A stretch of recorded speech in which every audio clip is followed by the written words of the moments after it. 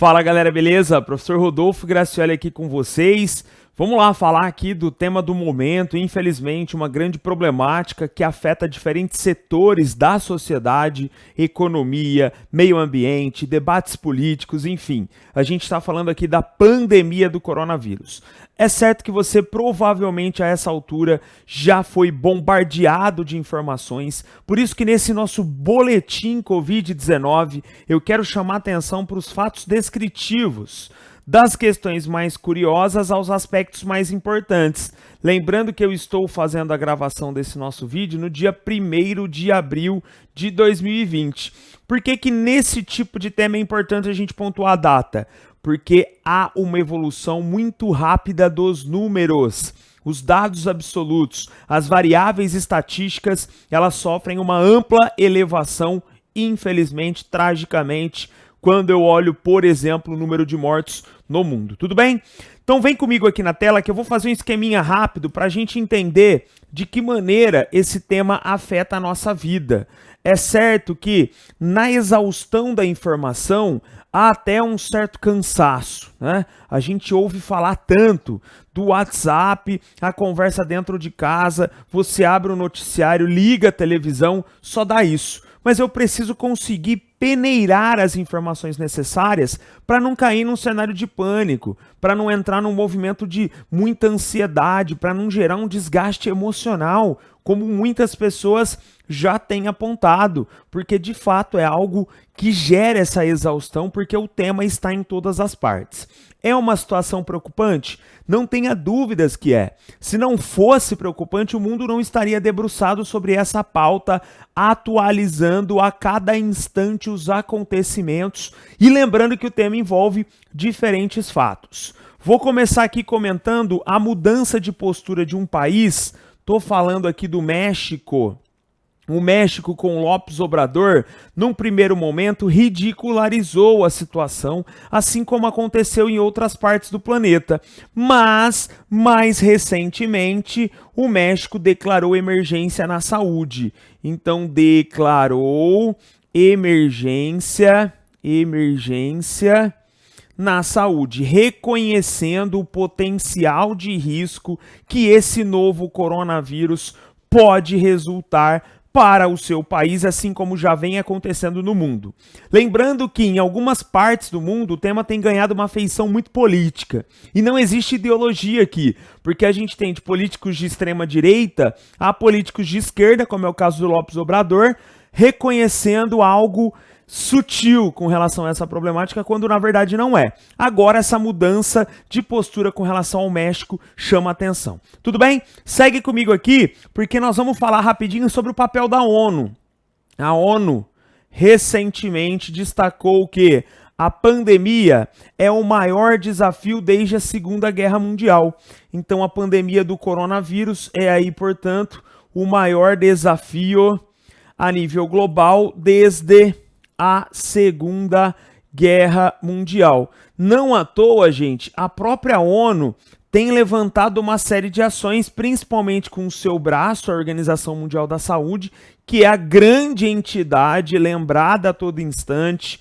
É aí da onde saem os dados a nível internacional, fonte fidedigna. Lógico que existe todo o problema de subnotificação, a dificuldade dos testes em massa, mas a gente tem que estar sempre atento a esse papel, a essa atuação da Organização Mundial da Saúde. Lembrando que, se a gente fala da OMS, a gente tem que reconhecer a nível local, por exemplo, a OPAS, a Organização Pan-Americana de Saúde, que atua na dimensão continental aqui, falando de América. Tudo bem?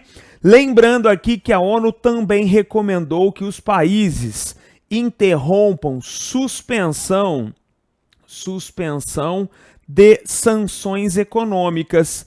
E lógico que o mundo tem diferentes sanções distribuídas em várias localidades, mas eu chamaria atenção aqui para Irã e Venezuela. Irã, que é um país amplamente afetado, Hoje, quando eu gravo esse nosso vídeo, são mais de 3 mil mortos, mais de 3 mil vítimas fatais, e a Venezuela, que já vive uma instabilidade econômica, política, social e que tende a ter a sua realidade agravada com a problemática do coronavírus. Então essa é uma das recomendações da ONU. Lembrando que o FMI, o Banco Mundial, as entidades que atuam na perspectiva econômica já apontam um cenário de ampla queda em grande parte das economias do mundo, muito por conta da estagnação que vem aí, né, nessa esteira de acontecimentos, já que a quarentena, o distanciamento social, o isolamento nesse momento é a melhor recomendação para impedir uma disseminação ainda mais agressiva do vírus. Tudo bem? Segue comigo aqui.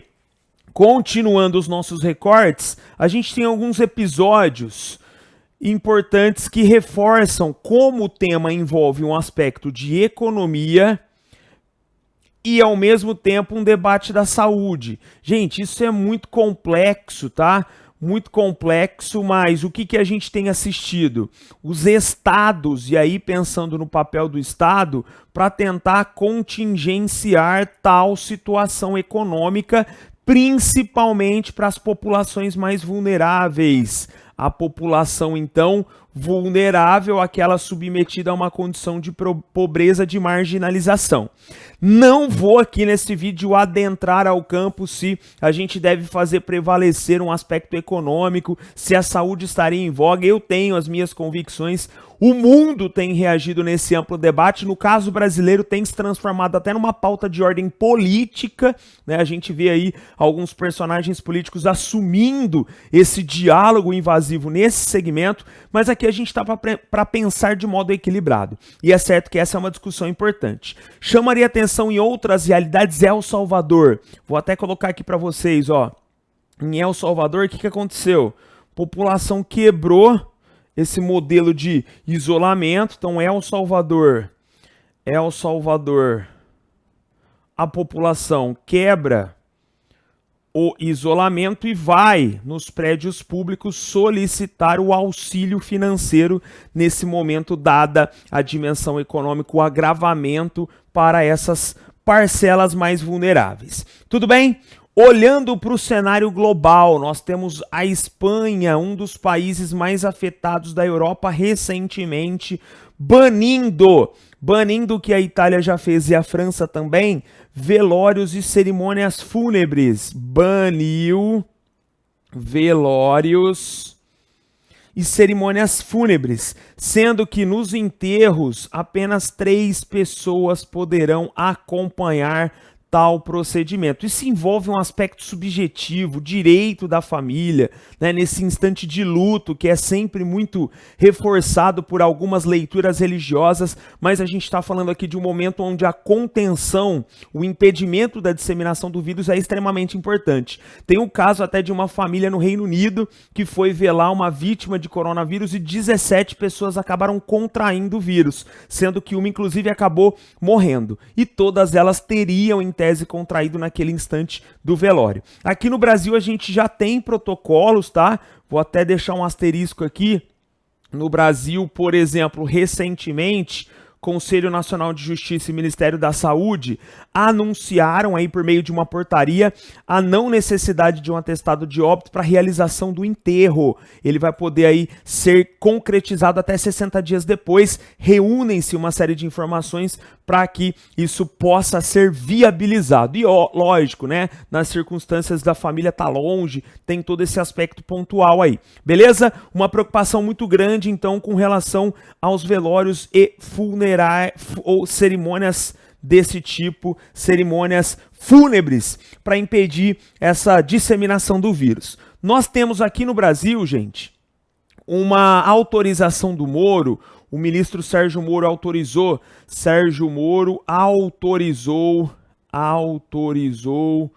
o uso da Força Nacional para ações que dialoguem com o enfrentamento à pandemia. No Rio de Janeiro, o Rio de Janeiro lançou um disque aglomeração. Nesse disque aglomeração, a população pode fazer lá denúncias já que as medidas de distanciamento social objetivam o impedimento da reunião de pessoas, da aglomeração. Essa é uma das recomendações, inclusive, da própria Organização Mundial da Saúde.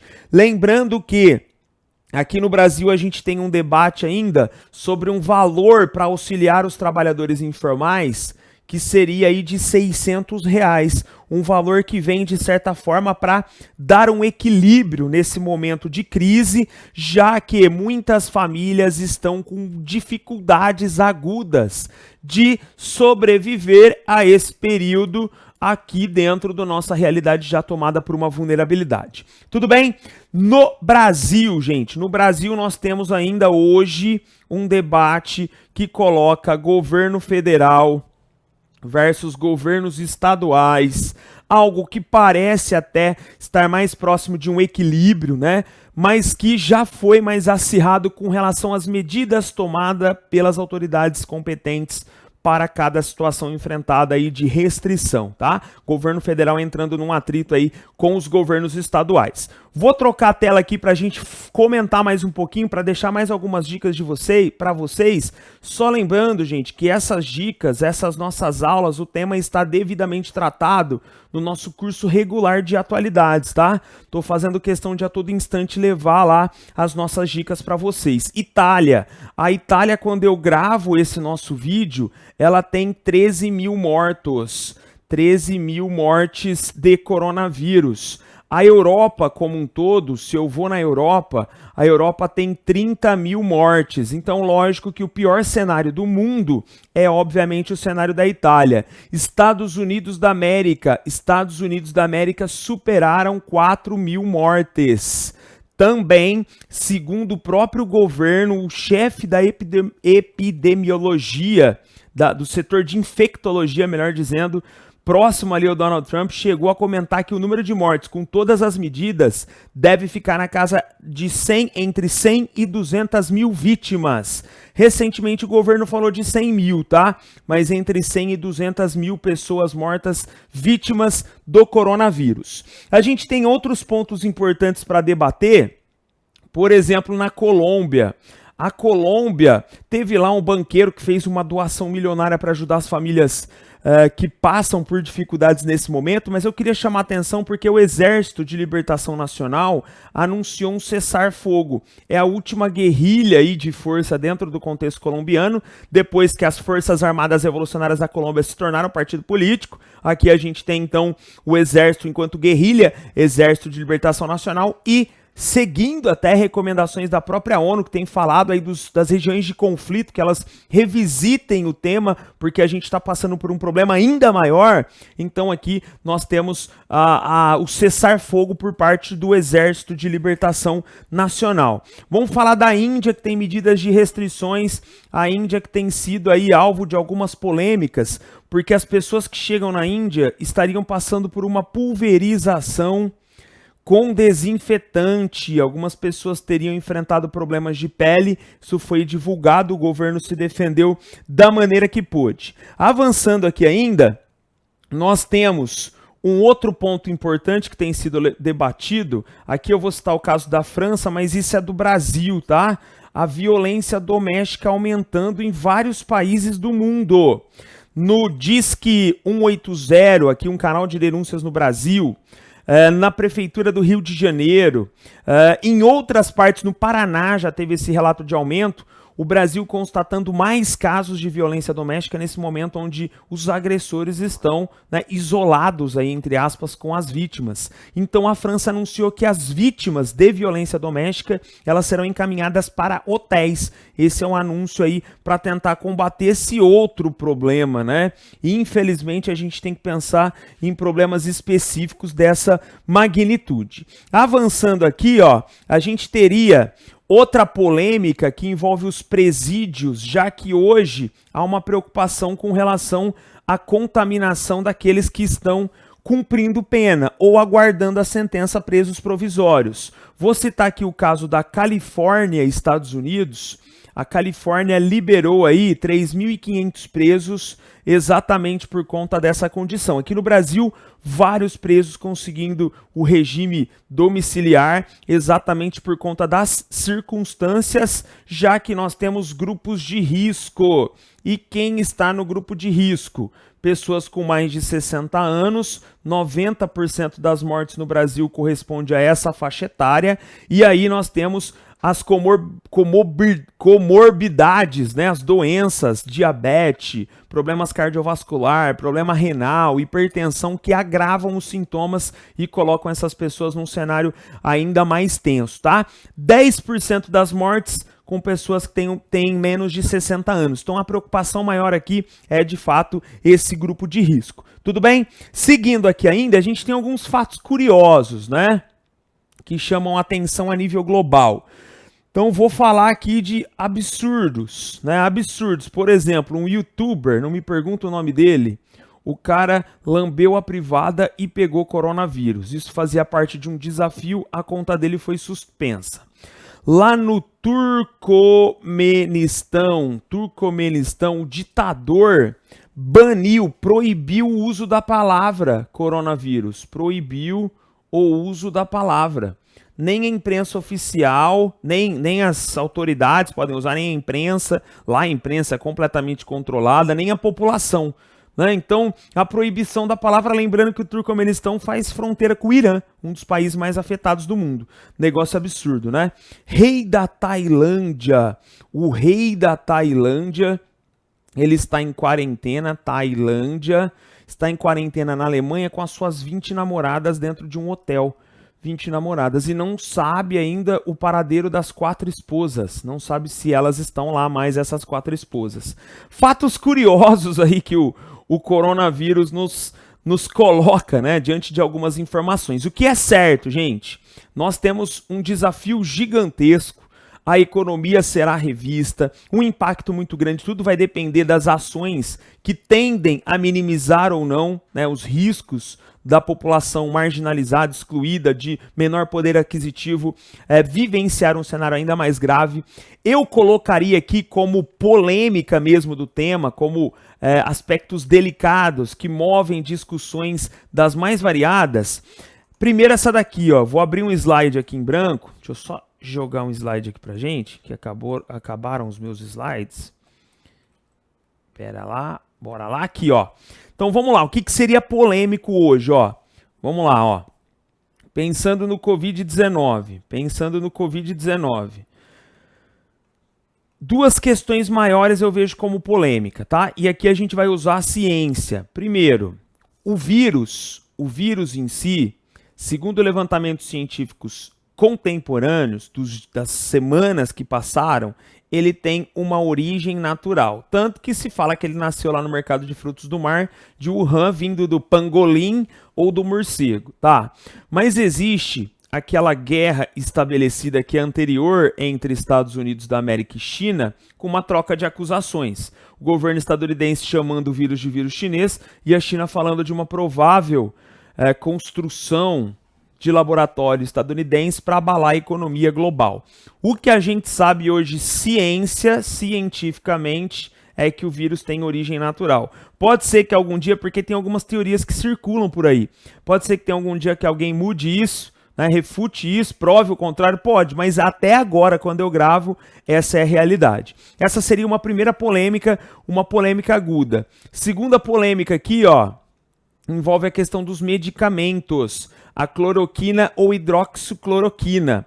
Hoje, a recomendação de uso, a possibilidade, são os hospitais para pacientes em estado grave. Tanto é que, segundo esse primeiro monitoramento, a utilização desses medicamentos reduz o tempo na UTI, o que já é muito bom, tá? Porque a gente vai ter aí um cenário de falta de leitos, e lembra que Coreia do Sul, que a Alemanha enfrentam muito bem o coronavírus exatamente por conta da infraestrutura, além de outras medidas. Mas até aqui a recomendação é para utilização em hospitais. a própria Anvisa falou, galera, não se automediquem. Esse pode ser um risco. Automedicação.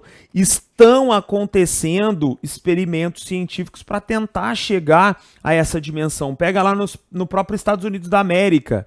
Há uma pesquisa em curso para alcançar essa possibilidade de validar ou não a utilização desses medicamentos. E a vacina, no caso, a gente tem um período alargado para alcançar resultados, né? Então, entre 12 e 18 meses é o que os especialistas falam, porque existem todos os procedimentos protocolares para serem identificados. Galera, o objetivo desse vídeo é esclarecer alguns pontos, tratar aqui algumas das notícias que circulam. Queria que você ficasse muito tranquilo para observar aqui o tema, para não entrar em pânico. Acompanha lá as nossas dicas nas redes sociais, lá no Instagram. Todos os dias eu estou criando esse parâmetro realmente descritivo do que você tem que saber, do que você pode descartar ou não. E se você tiver interesse, é só acessar lá o meu site atrás do curso regular de atualidades, que lá sim a gente comenta os temas a toda semana, atualizando, tem aula aí para te orientar melhor sobre esses acontecimentos, beleza?